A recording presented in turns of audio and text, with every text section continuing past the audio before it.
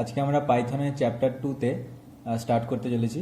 Chapter 2-তে আমরা basic syntax এবং data types শিখব। বেসিক সিনট্যাক্স বলতে আমাদের পাইথনের কিছু বেসিক জিনিস, যেমন কিওয়ার্ডস। পাইথনের কিওয়ার্ড হলো এমন একটা জিনিস যেটা আমরা সাধারণত অ্যাজ আ ভেরিয়েবল ইউজ করতে পারি না, যেমন ইফ বা এলস বা ফর বা ওয়াইল এবং ডেফ। এগুলো বিভিন্ন রকমের কিওয়ার্ড যেগুলো পাইথনে অলরেডি এক্সিস্ট করে, এবং এগুলোকে আমরা আমাদের ভেরিয়েবল বা আমাদের কাজের জন্য আমরা ইউজ করতে পারি, কিন্তু ভেরিয়েবলের জন্য আমরা ইউজ করতে পারবো না। যেমন আমি যদি if equal to some number দেওয়ার চেষ্টা করি, তাহলে কিন্তু এখানে পাইথনে লাল কালি দাগ দেখাচ্ছে, মানে এখানে এটা ভুল বলছে, মানে রেজাল্ট এখানে ভুল হবে যদি আমরা প্রিন্ট করি এটাকে। তো যে কারণে আমাদেরকে এই নামগুলোকে আমরা রিজার্ভ থাকে, এগুলোকে আমরা ইউজ করতে পারবো না। এছাড়া পাইথনে আইডেন্টিফায়ার থাকে কিছু। আইডেন্টিফায়ার মিনস যেগুলো আমাদের ভেরিয়েবল বলে থাকি, যেগুলো আমরা আগেই শিখেছি, যেমন name equal to some name. Invite কমাতে স্ট্রিং লিখে আমরা বলেছিলাম আগেই, আর যেখানে আমরা কিছু নাম লিখতে পারি, হ্যাঁ, সিঙ্গেল ইনভার্টার। তাহলে এখানে নেম হলো আমাদের আইডেন্টিফায়ার। তেমনিভাবে আমাদের কিছু অপারেটার্স আছে। অপারেটার্স হলো আমরা যখন কোনো অ্যারিথমেটিক ক্যালকুলেশন করে থাকি, যেমন সাম ইজুকাল টু যদি আমরা লিখি 5 + 8, হ্যাঁ, এবং সামটা যদি প্রিন্ট করতে হয় তাহলে print প্রিন্ট ব্র্যাকেটের ভেতরে আমাকে লিখতে হবে সাম বলে। ব্র্যাকেটের ভেতরে আমরা সাম লিখবো। সাম লিখে যদি আমরা এটাকে প্রিন্ট করি, মানে আমরা রান করি প্রোগ্রামটাকে, তাহলে আমাদের রেজাল্টে সাম দেখাবে। এই যে 13 সামটা আসছে, এটা আমাদের এই জন্য আসছে কেন, প্রিন্ট সাম করেছি আর সাম আমাদের 5 + 8 আছে। এখানে 5 + মাঝখানে যে প্লাস সাইনটা আছে, এটা আমাদের অপারেটর, এটা আমরা দুটো নাম্বারকে যোগ করার জন্য ইউজ করি।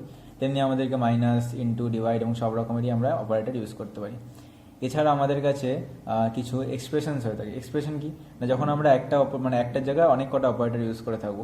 যেমন যদি আমরা এখানে এরকমভাবে করতে হয় যে 5 ইন্টু সাম নাম্বার 5 + 8, এটা যদি আমরা প্রিন্ট করি তাহলে আমার 33 আসবে। সেখানে 5 × 5 = 25 + 8। কিন্তু আমি যদি বলে থাকি যে আমার 5 আর 8কে আগে যোগ করতে হবে, তারপরে 5 দিয়ে গুণ করবো, সেক্ষেত্রে 33 আনসারটা আসবে না, অন্য আনসার আসবে। তাই সেই জন্য সেরকমভাবে যদি আমাকে করতে হয়, তাহলে আমাকে তখন ব্র্যাকেটসের ইউজ করতে হবে। সো ব্র্যাকেটস মিনস আমি 5 + 8টাকে ব্র্যাকেটের ভেতর রাখবো।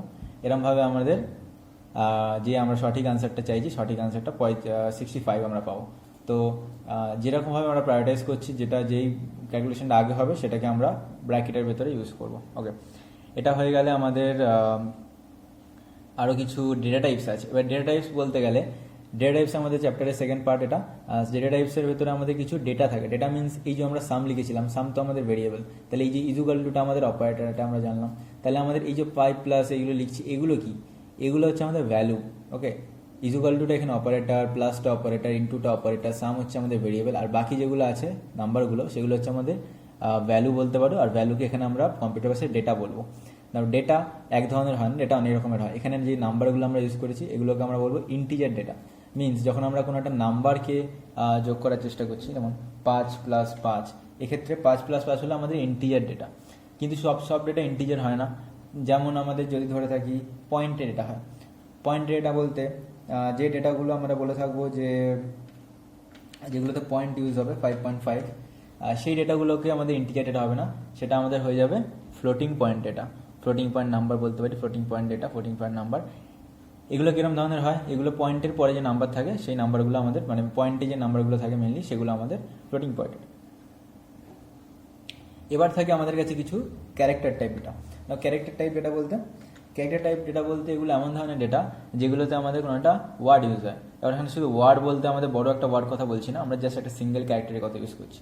যেমন ধরো সিঙ্গেল ইনভার্ট কমার ভেতরে লিখলাম, এক্ষেত্রে আমরা ডবল ইনভার্ট কমা ইউজ করি না। ক্যারেক্টারের ক্ষেত্রে আমরা ডবল ইনভার্টেড ইউজ করি না, এক্ষেত্রে আমাদের সিঙ্গেল একটা ওয়ার্ড থাকে, এবং এটাতে আমাদের শুধুমাত্র সিঙ্গেল ইনভার্ট কমার ভেতরে সেটা লিখে থাকে। এগুলোকে ক্যারেক্টার টাইপ ডেটা বলে। আর যেটা থাকে একটা লাস্ট আমরা আগে শিখেছিলাম, সেটা হচ্ছে string type data. String type data হচ্ছে এমন ধরনের ডেটা যেটা আমরা ডবল ইনভার্টেড কমার ভেতরে লিখে থাকি, কারণ নাম বা কিছু একটা, ঠিক আছে। এক্ষেত্রে নেম হচ্ছে আমাদের স্ট্রিং টাইপ ডেটা, এই হচ্ছে আমাদের ক্যারেক্টার ডেটা। 5.5 হচ্ছে ফ্লোটিং ডেটা, আর 5 + 5 ওক্ষেত্রে বা যে কোনো নাম্বারই যেটা আমাদের পয়েন্ট ছাড়া হবে, সেটা আমাদের ইন্টিজার ডেটা। আর বাকি সাম, এক্স, সি আর এস আছে, এগুলো হচ্ছে আমাদের ভেরিয়েবল। ইজুকাল টু এগুলো আমাদের অপারেটর, প্লাস আছে যেটা, ওটাও আমাদের অপারেটর। আর বাকি তো তোমরা সবাই বলে দিলাম, প্রিন্ট আবার সাম করলে প্রিন্ট সাম আসবে, যদি প্রিন্ট সামের পাশে বাকিগুলোকেও প্রিন্ট করি, বাকিগুলোও সেই হিসেবে প্রিন্ট হবে, ঠিক আছে।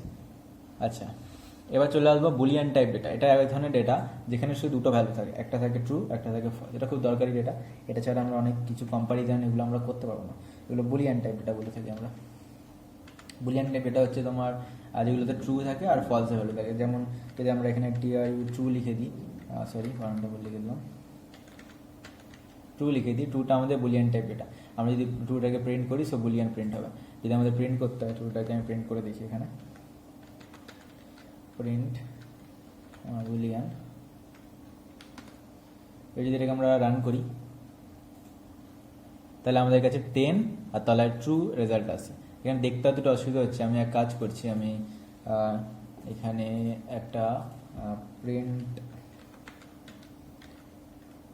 একটা লাইন প্রিন্ট করছি। এক্ষেত্রে একটা জাস্ট স্পেস প্রিন্ট হবে আর তলাতেও একটা লাইন প্রিন্ট করে দিচ্ছি, তাহলে রেজাল্টটা দেখতে সুবিধা হয়।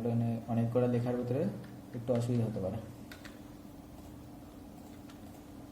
যদি আমরা রান করি তাহলে আমাদের যে 10 আর ট্রু, এটা আমাদের রেজাল্ট। 10 আমাদের আগে রেজাল্ট, কারণ সাম 5 প্লাস প্লাসে আমাদের রেজাল্ট এসছে 10, আর আমাদের বুলিয়ান প্রিন্ট করেছি তো বুলিয়ানে ট্রু এসেছে। আর বাকিগুলো কোথায় গেল না, বাকিগুলো আমরা প্রিন্ট করিনি, কোডে আছে, আমরা প্রিন্ট করতে পারি, কিন্তু করিনি যেহেতু আমাকে রেজাল্টটা দেখাবে না। যখন প্রিন্ট করবো তখন এগুলো করে রেজাল্টটা দেখাবে।